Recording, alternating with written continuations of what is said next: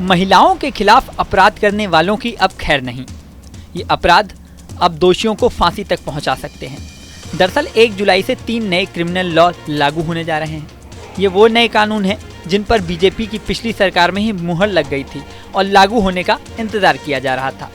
हाल ही में senior advocate Indira Jaisingh ने एक चिट्ठी लिखकर केंद्रीय कानून मंत्री अर्जुन राम मेघवाल से अपील की थी कि ये कानून अभी लागू न किए जाएं, लेकिन फिलहाल कानून रोकने का सरकार का कोई इरादा नहीं है।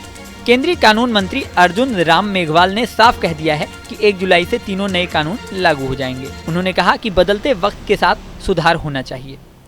तो चलिए इन्हीं कानूनों की बात करते हैं। नए कानून लागू होने के बाद 1860 में बनी आईपीसी को भारतीय न्याय संहिता, 1898 में बने सीआरपीसी को भारतीय नागरिक सुरक्षा संहिता और 1872 के इंडियन एविडेंस एक्ट को भारतीय साक्ष्य संहिता के नाम से जाना जाएगा। इन नाम के अलावा क्या बदलेगा ये भी समझ लेते हैं।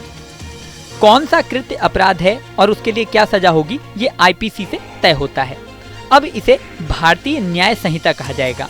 आईपीसी में 511 धाराएं थी, भारतीय न्याय संहिता में 356 होंगी। भारतीय न्याय संहिता में महिलाओं से जुड़े अपराधों में भी सख्त सजा का प्रावधान किया गया है। आईपीसी में धारा 375 के तहत रेप को परिभाषित किया गया था, जबकि 376 में इसकी सजा का प्रावधान है।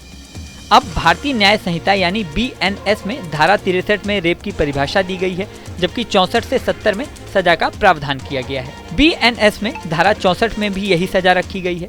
बीएनएस में नाबालिगों के दुष्कर्म की सख्त सजा कर दी गई है। 16 साल से कम उम्र की लड़की के साथ दुष्कर्म का दोषी पाए जाने पर कम से कम 20 साल की सजा का प्रावधान कर दिया गया है। इस सजा को आजीवन कारावास तक बढ़ाया जा सकता है। आजीवन कारावास की सजा होने पर दोषी को सारी जिंदगी जेल में ही बितानी पड़ेगी।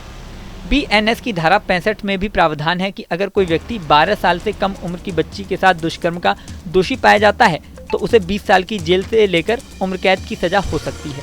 इसमें भी उम्र कैद की सजा तब तक रहेगी जब तक दोषी जिंदा रहेगा। ऐसे मामलों में दोषी पाए जाने पर मौत की सजा का भी प्रावधान रखा गया है। इसके अलावा जुर्माने का भी प्रावधान है। गैंगरेप के लिए सजा का प्रावधान किया गया है। आईपीसी में गैंगरेप के मामलों में दोषी पाए जाने पर 20 साल से लेकर उम्र कैद की सजा और जुर्माने का प्रावधान है। बीएनएस में गैंगरेप के मामले में यही सजा रखी गई है, लेकिन बीएनएस की धारा 72 के तहत नाबालिग के साथ गैंगरेप का दोषी पाए जाने पर कम से कम उम्र कैद की सजा तो है ही, साथ ही मौत की सजा का भी प्रावधान रखा गया है। ऐसे मामलों में जुर्माने का भी प्रावधान है, जबकि आईपीसी में 12 साल से कम उम्र की बच्ची के साथ गैंगरेप का दोषी पाए जाने पर मौत की सजा का प्रावधान था। इसके अलावा शादी का झांसा देकर संबंध बनाने पर भारतीय न्याय संहिता में एक नई धारा 69 जोड़ी गई है। इसमें शादी, रोजगार या प्रमोशन का झूठा वादा कर अगर कोई महिला के साथ यौन संबंध बनाता है तो उसे 10 साल तक की सजा हो सकती है। साथ ही जुर्माना भी लगाया जाएगा। इसमें पहचान छिपाकर शादी करने पर 10 साल की सजा का प्रावधान किया गया है।